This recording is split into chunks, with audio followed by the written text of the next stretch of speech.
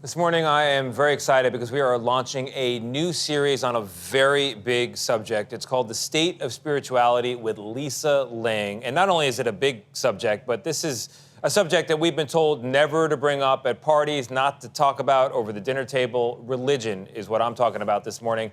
The number of people who are in organized religions, that number is declining. And yet at the very same time, the vast majority of our fellow Americans, 7 in 10, describe themselves as spiritual. Over the next few weeks, Lisa's going to share stories from people of multiple faiths and backgrounds and religions as she explores the many different paths we take to spirituality. And today, she introduces us to a pair of scholars who say this is a really big deal and that without some form of spirituality, humanity, that is all of us on this globe, are heading toward a crisis. The force of life is in every bit of nature. The morning I met up with Lisa Miller, the author of The Awakened Brain, at her home in rural Connecticut, she seemed to awaken something in me before we even started our interview. May I invite you into a practice? I would love it. And now I'm also inviting you, watching at home, to close your eyes and join us. I invite you to set before you a table. This is your table. You may invite anyone, living or deceased, who truly has your best interest in mind. Ask them if they love you. And now finally, you may invite your higher power and ask if they love you. And now with all of these people sitting here right now, what do they need to tell you now? When you're ready, I invite you back. Lisa, you made me cry before we even started this interview.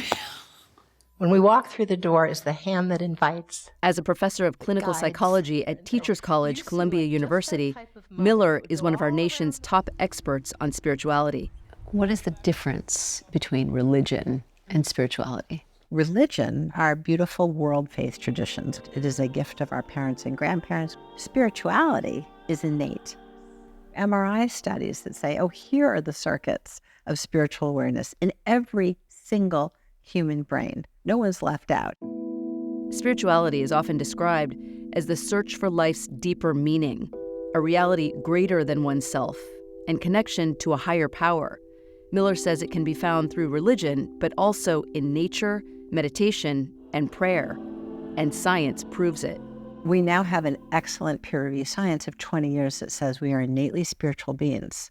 And when we strengthen our spiritual core, we are healthier, we are more resilient. Around 82% of Americans have some sort of spiritual belief system. But at the same time, many are moving away from organized religion. We come to different gods in different ways. Varun Soni has had a front row seat to our nation's changing spiritual habits. Why do you think so many people, particularly young people, are moving away from religion? Those who are moving away have been told a particular story about religion, which is true, which is that religion is a source of violence, casteism, misogyny, anti-LGBTQ rhetoric, terrorism, etc. They haven't been told another story about religion, which is religion is also a place of social services and liberation theology and hospitals and schools. So as we sit here, we can just watch our thoughts and our emotions go by.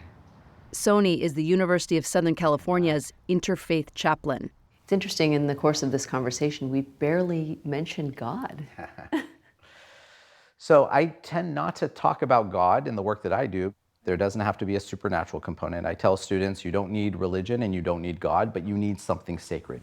Soni oversees more student religious groups than anyone in the country and sees what he calls a disturbing trend. When I see 50% of students who have not been raised in it with an intergenerational religion, and I see rates of depression for young adults higher than we've ever seen, to me it's more than just correlation, it's causality. Without the protective layer of faith, Soni says, young people have been turning to something else, social media. Which has replaced religious identification in many ways, has led, I think, to an epidemic where 65% of college students are so anxious they have trouble functioning. Do you think that a more strengthened spiritual core could actually stave off or help to stave off depression? I absolutely think so. Some may find that claim controversial. When I pray, sometimes I pray and I first put my feet in the water. But Miller, a clinical psychologist, agrees. There's nothing more important you can do in adolescence or in college than seek the spiritual reality. And we know this through the lens of science. That's a very bold statement, Dr. Miller, that there is nothing more important for an adolescent than their spiritual development. If we ignore it, spiritual emergence can devolve into emptiness. What is the purpose? There's no purpose, an empty bucket, despair, depression.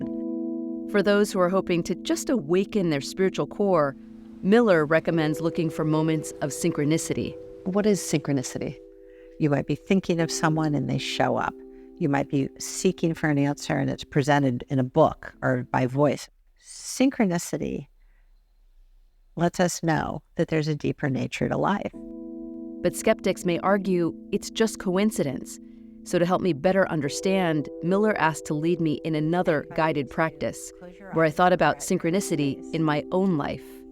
And when I opened my eyes... Oh my God, what? Wow.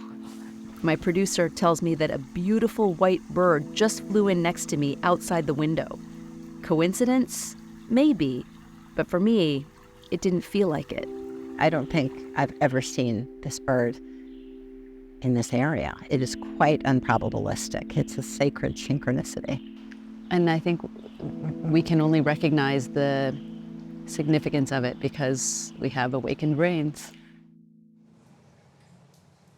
So Dr. Miller says that it was about 40 years ago when all talk of spirituality and religion was kind of eliminated from the public square in an attempt to be inclusive. And so you have an entire generation that has grown up without any sense of spirituality, Yes. and that has helped to lead this generation into this crisis of depression. But I so believe in this. I was very struck when she said it's the most important thing you can do for adolescents, spirituality, getting them to think Well, about and it. MRI So studies have proven that those with a sense of spirituality have thicker tissue Thank you. in the brain than those who I don't. love this Appreciate series. it. We'll be right back.